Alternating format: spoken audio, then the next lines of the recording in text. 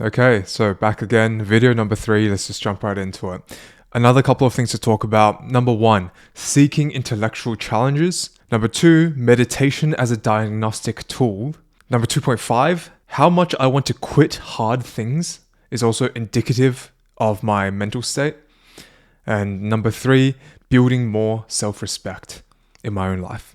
Before I jump right in, this whole format is basically an end of week summary reflection video of the things that have been in my mind recently, things that have come up in the various conversations I've had with the, not really clients, but the guys I'm helping out in terms of building stronger male connections, the chats I've had with friends, co-workers, family, whoever it might be, the books I'm reading, podcasts I'm listening to. It's a summary of the ideas I've been exposed to and the problems that I'm trying to work through in my own life. So hopefully it's of some help to you. So just get right back into it. Number 1, with seeking intellectual challenges. This means proactively looking for ways to push your mind that you have not yet done before. Ways to step out of your comfort zone, and not just your known discomfort, but outside of even what you know can be possible for the mind, or beyond the bounds of what you understand. Because what I see it as is fucking tangent already. Essentially, there's a comfort zone that you are familiar with and comfortable with. Like, you know of it and you're comfortable in it because you've been in it the whole time. This is your like secure base. Then there's one step out of that, which is your known discomfort zone, where it is uncomfortable, tasks that are difficult for you, but they are still within your understood known region. So they are 1 step, 2 steps out of your original comfort zone. You understand what it takes. You understand what this is. It's not new to you, but it's still a bit difficult. So for example, for me right now, recording these videos is a known discomfort. Like, sometimes it's still hard. Some days it fucking flies. Sometimes it's still hard. There's still a bit of resistance leading up to it. A bit of nervousness. Am I going to fuck up? What am I going to say? Is it going to be valuable? But I generally know what this is. It's definitely not hanging in my comfort zone, but it's also not a unknown discomfort, which is that third ring. If we think of this as like concentric rings, or whatever you want to call it, whatever it's called, you've got that inner ring of actual your comfort zone, and then the slightly outer ring above that is your known discomfort, and then beyond that is the true unknown, the unknown discomfort. The areas where you didn't even know you could go, or you're not sure what comes next, what is involved. So for me right now, it can be, well, really anything. I don't know that much of a lot of things. So if I push suddenly into fucking ice skating, or trying to become a car mechanic, right? I might know 5%, 2% of that knowledge, but the rest of it is pure unknown discomfort. It's going to require a lot of difficult action to learn it, and I don't even know what to ask. So, bringing all of that back, the question that I keep asking myself recently is, when was the last time that you actively sought intellectual challenges for your mind, which pushed you beyond your known discomfort and known comfort zones? When was the last time you actively sought intellectual challenges for your mind? Specifically outside of work and school obligations, obviously. Like, on your own, proactively. When did you last seek out something that was fucking hard to read? Like, I remember back in philosophy classes, like Greek philosophy, and I don't remember what the class was called, like big thinkers, great philosophers over the years or whatever. In university, I took some philosophy classes. That's when I first got introduced to Stoicism in the Greek philosophy class. Fucking fantastic. And I remember those times were very distinct, where it was the hardest verbal material I had ever read up to that point. Like, in English literature in high school, I'd done like Heart of Darkness and, by Joseph Conrad, Great Gatsby, all of that. Those were difficult-ish, especially Heart of Darkness. I didn't really understand back then. Might do a reread. I actually have it at home. But firstly, I wasn't paying that much attention back then. So it was difficult-ish. But the ideas were not... How would you say this? We had a lot of helping guidance from the teachers, obviously. And in the philosophy class, the main difference was it felt like I was venturing into ways to examine the mind and the nature of reality that I had never even known was like a thing you could do. Like, what the fuck do you mean Descartes was going through all of these processes to try to reason his way into whether reality exists or he exists or not? Like, this was so utterly unfamiliar to me, and it was exhilarating but also confusing as fuck. Like, to be honest, I probably didn't understand 40-50% of whatever the fuck happened back then, because I also didn't pay as much attention in class. But I remember that very, very vividly as a moment of pure fucking intellectual friction. Like, grinding through... what even was it? It wasn't Plato's Republic, something else. The word's not symposium. Fuck, some of you guys probably screaming the name. I forgot the name. A lot of those texts were...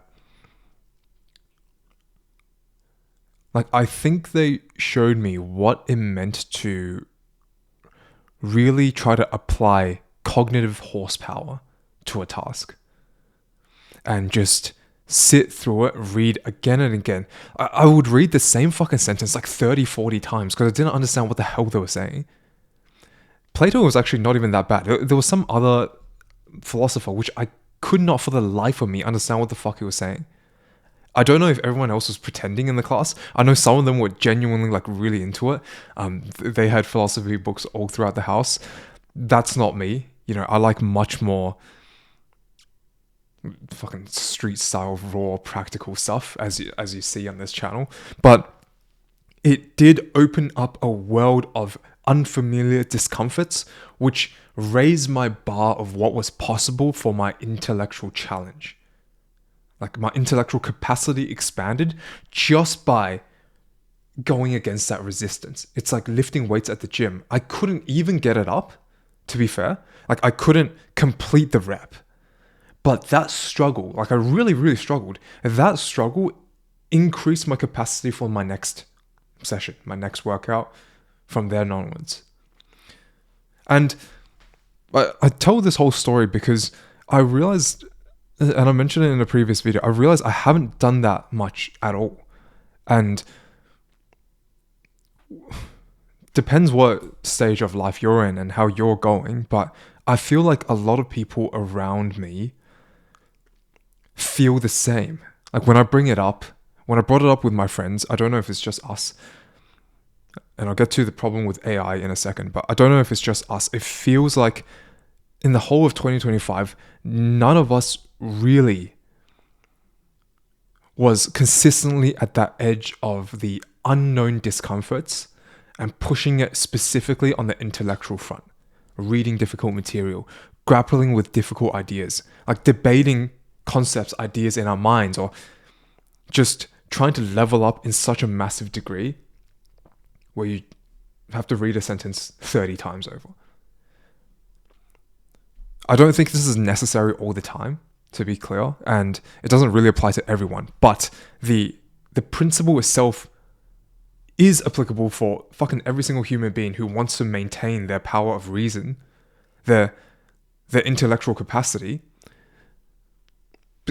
This is the problem with AI that I want to talk about, because I feel like the people who got good at using AI, but not... it's basically the mid-wit meme, right? The IQ bell curve, where if you're so bad at using AI, you don't like it, you end up thinking all on your own. Like, fuck AI, this is so stupid. It doesn't even work. I don't understand how to make it work for me. That's actually because these people who are against AI, or not against AI, but the people who don't like using it, is because they don't know how to, right? It's a fucking skill issue. You're bad at using it. That's the reality. It's not that AI is stupid. I'm not going to say you're fucking stupid. You simply haven't understood the ways and principles to fucking harness the power of AI. It is incredible. It is unreal.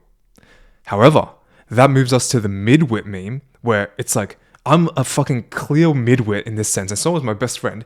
He's a way smarter guy than I am, but both of us fall into the category where we know enough about AI, especially him.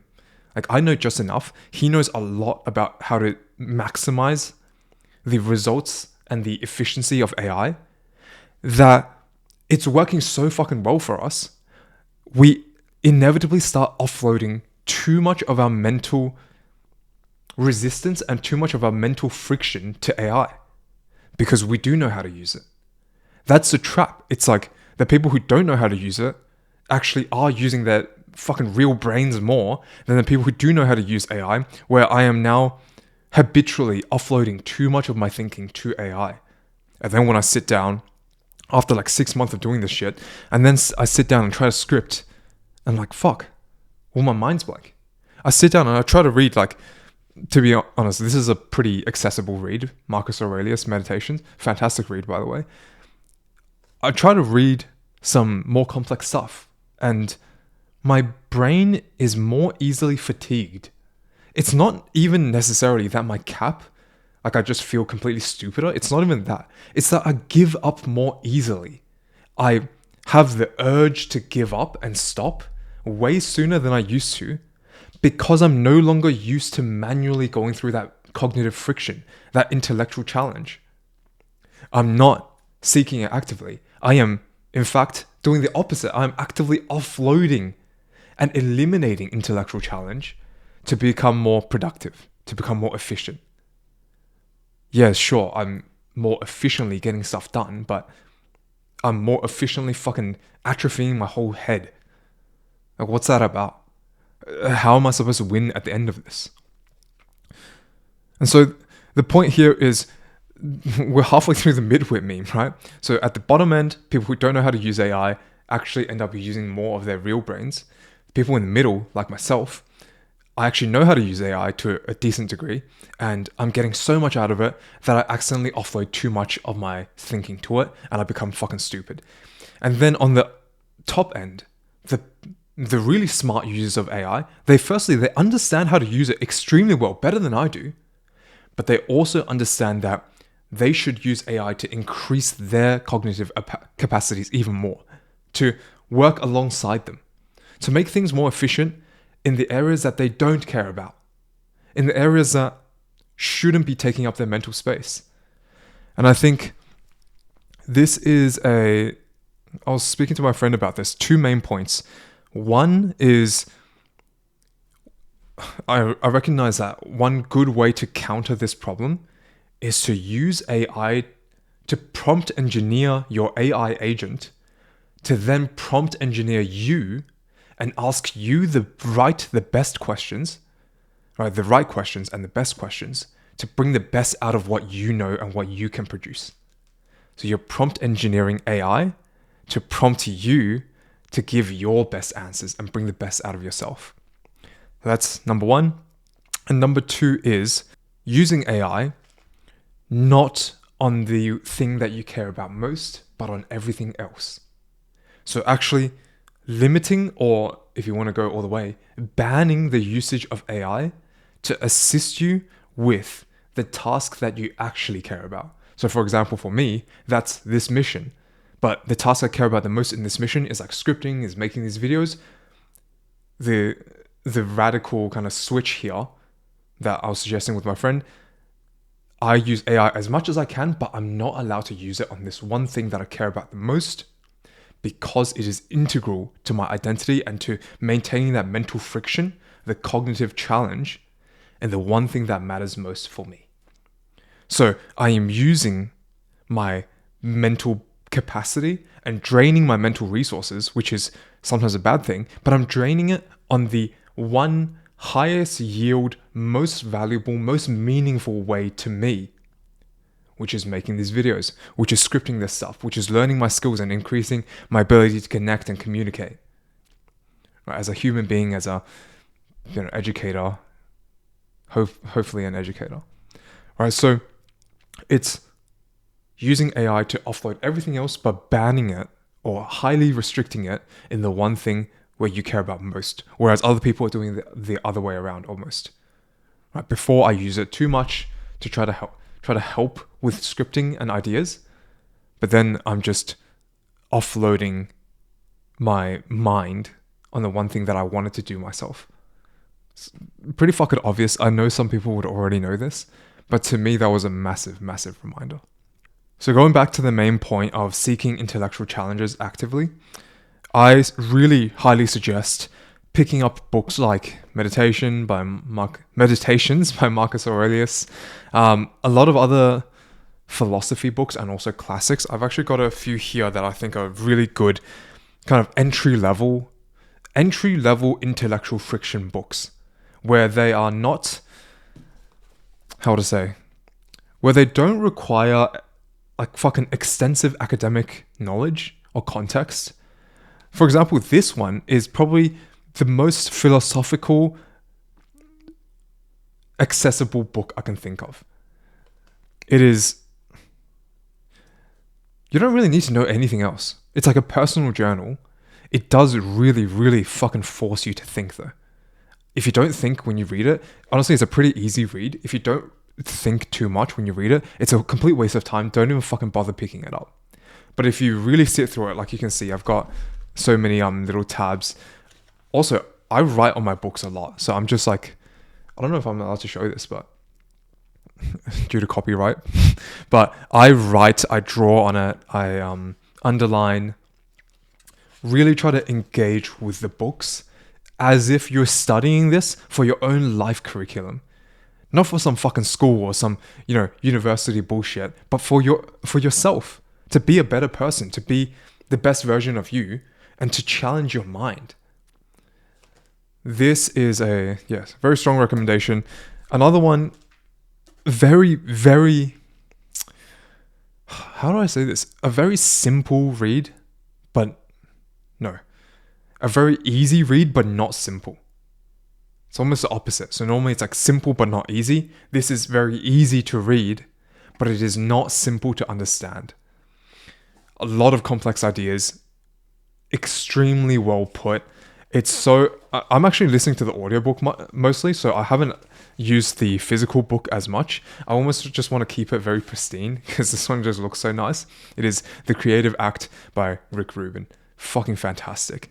These ones challenge you, but they can also be read in, because both of them are in these like little entries, a format, rather than, like long fucking chapters. They're just tiny little entries. You can just sit down and read for 5 minutes. You're not picking up the story in the middle of the story, in the middle of a sequence, and then it just makes no sense if you don't remember something before. I'll just show you, but yeah, it's like in that little paragraph is just its own entry. It's like singular diary entries. Marcus would have been writing this for his personal diary, personal journal, and he would have just like done some little reflection and then left it. The other one's from another day, the other one's from another week, another year. That's the beauty of these. They are a great, it's like dipping your foot back into intellectual challenge if you haven't done so for quite a while. So that's including me, even though my fucking job is like writing, thinking, communicating. This is a very fucking decades of wisdom packed into these as well. So very, very strongly recommend. And then this book I haven't actually revisited in ages, and I'm not done with it. I'm like more than halfway through, or about halfway through. It's Crime and Punishment by Fyodor Dostoevsky. Don't know if I'm butchering his first name. Should be Dostoevsky though, the last name. This is unreal. I don't remember why I didn't finish it, but I want to get back to this. This fucking turned into a book review. This one, for some reason, really resonated with me, which was pretty concerning if anyone knows the story. And granted, I'm only halfway through, so maybe it's a lot changes. But in the first half, I could really, truly understand and resonate with the main character, which was, yeah, concerning, first and foremost, and fucking secondly, intriguing as hell. It's a little bit difficult to read for me for whatever reason. Maybe it's like the language is a bit older. There's a lot of meaning packed into seemingly very basic lines. I was trying to look for quotes, but it's just been way too long. These books I all highly recommend, and it's just seeking ways to intellectually challenge myself again. I want to pick up more philosophy, more of the classics. That, in a way, it's not the fucking intellectual pompousness or the like, oh, I'm sitting on my academic high horse looking down on you plebs reading like normal pop psychology or whatever. That's the stuff I like to read. But I've noticed modern books are so fast paced and so easy to read, which is fantastic. They've done a great job. But then coupled with the over reliance on AI that I talked about, and coupled with the fast, highly palatable nature of modern content, I just notice that my brain is so much less capable of mental endurance, of enduring prolonged cognitive friction. So I have to fucking return to this stuff. And I want to return to stuff that is time tested. So it reveals some degree of human nature, human interaction, human desires that is unlikely to change unless the whole nature of humanity changes. Which is also why I'm working on this connection stuff, because human relationships are going to be important so long as we're still human. The moment we are no longer reliant on any relationships, or they mean nothing to us, we're not really the humans we know anymore. So trying to find some like timeless trends in a way. They're not really trends because they are timeless, but timeless patterns that have been captured in these time-tested works. So number one, that means I will be able to learn basically learning history, right? The history of how humans act. That's one. But number two, therefore, is like, I want to push against intellectual challenge and friction in something that is still useful and meaningful. Like, I don't want to just do it for the sake of it. I want to kill two birds with one stone, get knowledge, and also train my brain. So yeah, that's the main reasons why I want to do this and why I think it's something I would highly suggest to all of my friends and anyone watching this. I know it's fucking annoying and it's, to be honest, most people are probably not going to do it. And I'm going to fail a lot myself. Last few nights I've been trying to read more before sleeping. But then, both sometimes intentionally, sometimes fucking accidentally, I just start scrolling on my phone. I didn't even open the app to scroll. I opened it to reply to a message or whatever. But Instagram or YouTube or anything, I went on to do a specific thing. 30 seconds later, next thing I know, I'm scrolling and I don't even remember how I fucking got there. Like, everything is hijacking our attention, which is also why I want to make more of this long form. Fucking massive ass ramble. That was the first main point. Seek intellectual challenges for ourselves again. Push against true mental cognitive friction and save your own fucking brain. Like, do so with good content, true timeless content, which will enrich your understanding and knowledge and also enhance your enhance your endurance, mental endurance and thinking capacity. So that's point number one. That's the main point. Number two, this is a quick one, very related. Meditation as a diagnostic tool. So I've been hopping back on meditation to try to like fix my habits this year.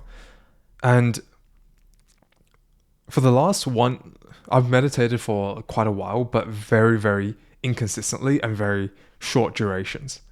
The longest I'd ever done was like 20, 30 minutes or something, like nothing crazy, right?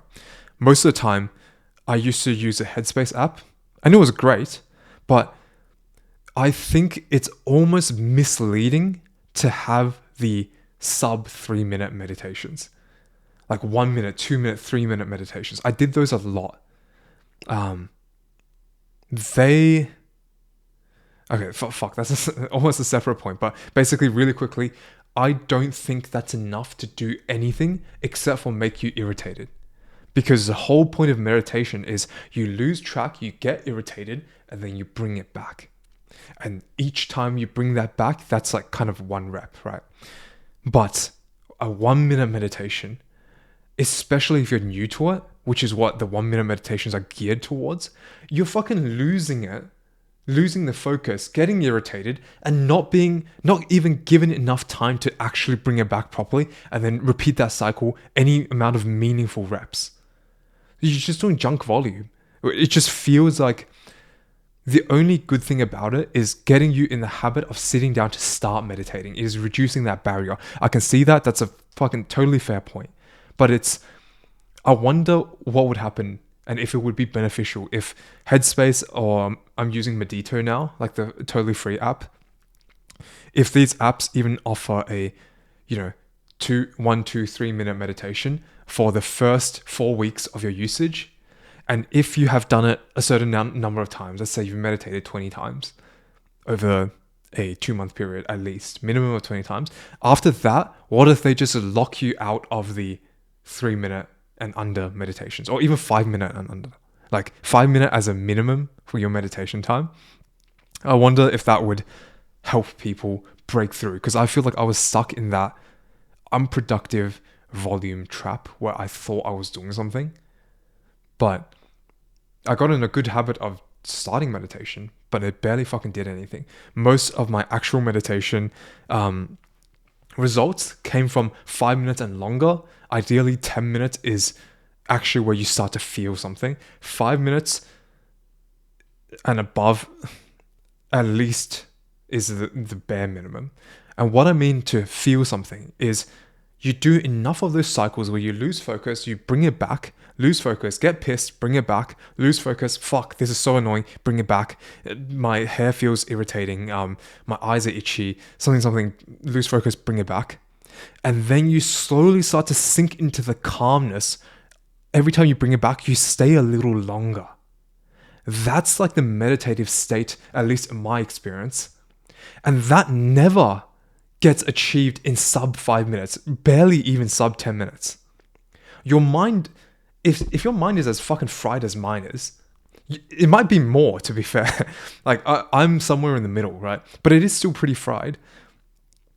If it's taking me at least 5-10 minutes to get into a barely acceptable meditative state where I'm staying in that loop back and then the focus stays for a little longer, that state, that takes me at least 5-10 minutes. What about everyone else who's starting? What about everyone else who's like a little more mentally like, there's more mental noise? I've got it pretty bad, but there's a lot of people who might have it worse. I don't think it's nearly enough. It's not doing anything for them. It's just irritating them and turning them off of meditation. The main other thing I wanted to say is, so that's like point number 1. The other thing is, why I said meditation as a diagnostic tool for myself is because I feel like when I do even a short meditation in the morning, let's say even if it is 3 minutes, it gives me the time to see how much mental static, mental noise and chatter is in my mind before I start the day. It's like a very quick self-audit at the very start of the day. I sit down, I turn on Medito, fucking free app, really good. I recommend it. Not affiliated. Turn on the app, listen to 3-5 minutes, whatever it might be. And I just instantly notice, holy fuck, this is a hard session today. My mind is just going like me, like every single sound. I can hear everything. I can feel I'm too hypersensitive and hyper bothered by the sensations in my body, and my mind just fucking spinning off the rails. And again, the 3 minutes is not enough to like calm that down, which if I have like dedicate proper time to it, and if I actually go longer than 10 minutes, I can bring it back to a bit more of a stable state. That's why we need longer meditations, but even the 3 minutes as a diagnostic tool can show me how overly amped up I might be. It is carving out space in my day to really check in on the amount of static noise that is in my system. And it gives me a brief snapshot of, Am I too wired? Have I been too hyperstimulated recently? Have I done enough difficult things? Have I given myself enough rest? Am I truly resting during those rest periods? Am I calm, focused, or am I like fucking restless? This is the whole other thing as well, but I would be like hyper aware of my heartbeat. So as soon as I pause at any moment in the day, because I've had some like pretty fucking scary heart palpitation issues in the past, very long episodes of heart issues, I have become hypersensitive of my heart muscle. So if I even just pause right now, I can count my heartbeats without touching, like feeling for my pulse. I can just feel it. So as soon as I go turn on my interoception, which is like inward focus, I can count how many times my heart is beating. I can feel each beat. That is a cool thing, a bit of a trick, but it's also fucking annoying as hell when you're trying to sleep or trying to meditate or trying to focus, because it is panic inducing when you can't calm it down. And it's just like, I can feel like the ventricles fucking compressing. So when I do even a short meditation, it can let me see how tuned in I am and how aroused and amped up I might be. Very interesting tool to notice something might not be right in my system, or my last few days haven't been correct. My nervous system is too fried. I've done too little of this thing and too much of that thing. I'm imbalanced somehow. Something is obviously fucked up.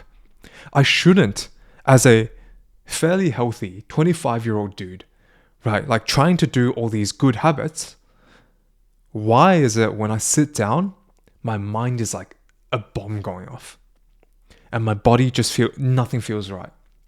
That's a good sign that I haven't been sticking to my habits and I fucking know it myself. I haven't been doing the right steps to feed my system and keep it, like take care of it properly. So yeah, that's a meditation as a diagnostic tool. That's the main point there.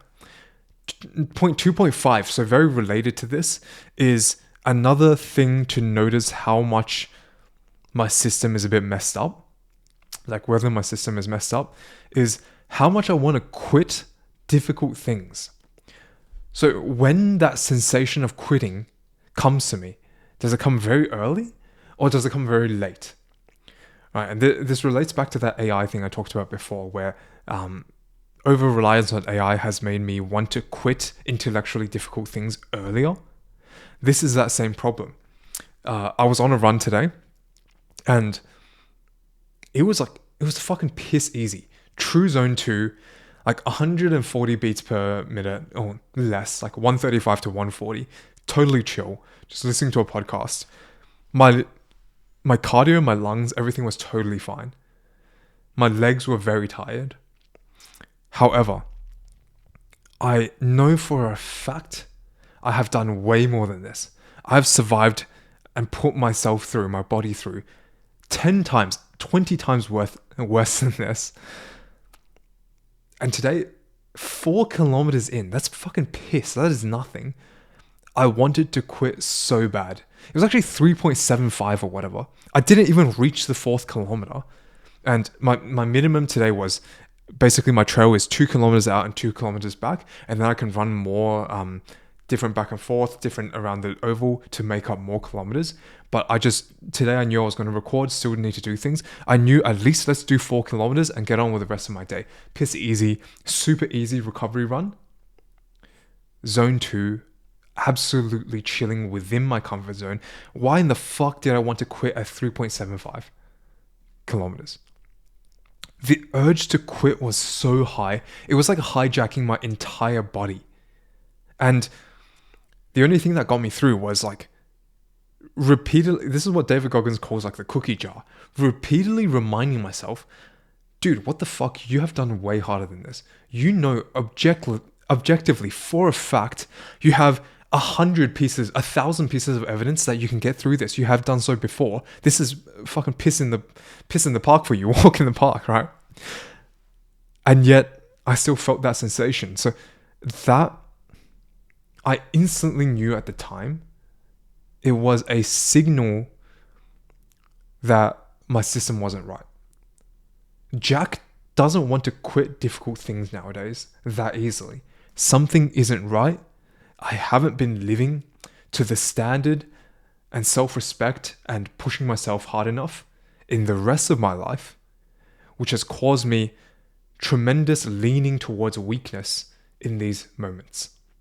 It just shows the rest of my life has been both not taken care of well enough, like I wasn't compassionate enough to myself, that I was really rested, really recovered, really taken care of, and not disciplined enough at the same time, like not pushed hard enough as well.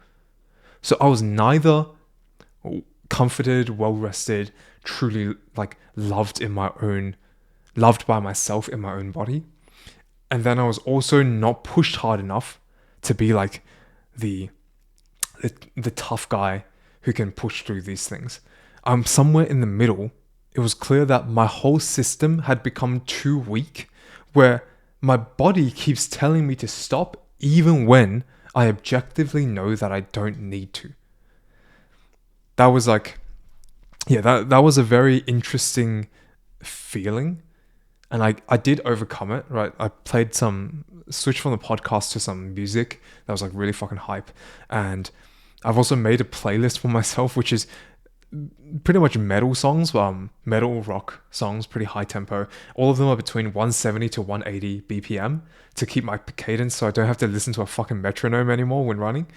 But side tangent again, I switched to that, and I also relied on previous evidence to push me through. It's so fucking hot in here and I can barely speak anymore, but let's just finish off on that last point.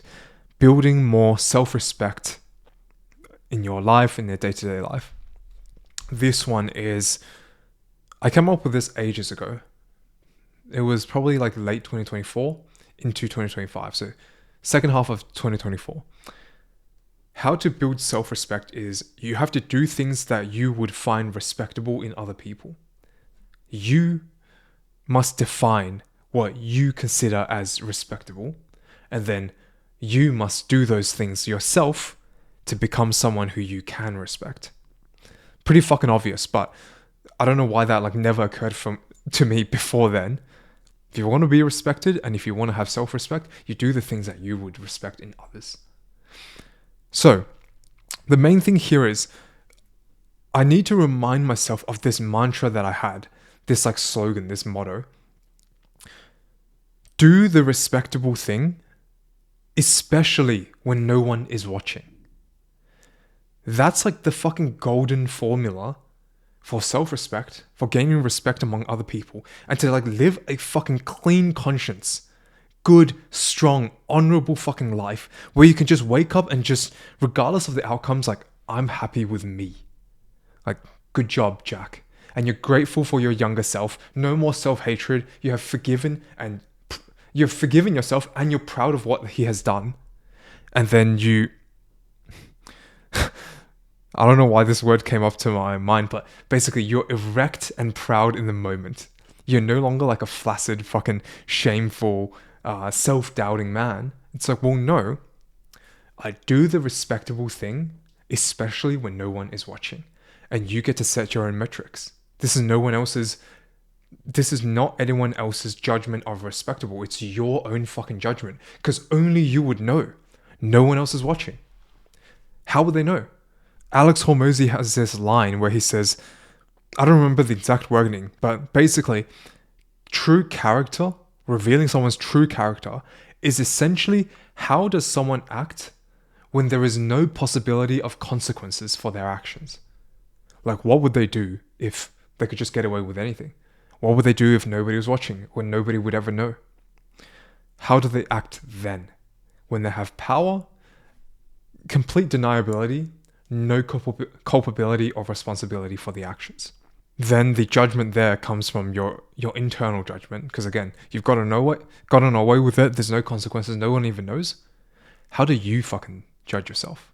That kind of brings us back to this book, and if you go read it, you'll know why. I think that's just something I've been failing a lot, fucking fundamentally failing in 2025 up to now. Even this whole month, I've been doing well and then poorly and then well and then poorly, on and off, failing to remember that one line. I need to get it like tattooed into the underside of my eyelids so I can remember it, if that's even possible. Do the respectable thing, especially when no one is watching. Not just do the respectable thing when other people are watching. That's just fucking performative. It's not do the respectable thing sometimes when they're watching. Again, that's selective. Do it especially when no one is watching. Then that is you. Then that is reflective of your true character. That is reflective of the values and the virtues that you stand for, because you're fucking standing for it even when no one's around. It's like the guy who picks up the trash when no one even knows that it was there and no one thanks him or congratulates him or looks at him. He's just like, that's just the right thing to do. I think I would respect that. Pick it up, chuck it in the trash. In 2024, when I was second half of 2024, when I feel like I gained the most self-respect for me and developed the most in terms of my communications and my skills, I literally was that guy. I think only one or two people know about this, but like I would walk past some, trash in the gym, and then I would keep going. I'm just training, doing my own thing. I would walk past it, and then in my head, I would just say, do the respectable thing, do the respectable thing. Just go back. Fucking look like an idiot. Like I just walked past it. And suddenly I just stop in the middle of the road. And I turn back and I walk back, pick it up, and then chuck it in the trash. I don't know if anyone saw it. Doesn't really matter. There were so many instances of that where in conversations with people, in the way I do my work, that was the one thing that kept me grounded and kept me so proud of myself, regardless of external reward, consequence, anything. It was just for fucking me, because as far as I knew, I was the only one who knew. Until I, a few months later, I told my friend, and also now I'm just saying it here.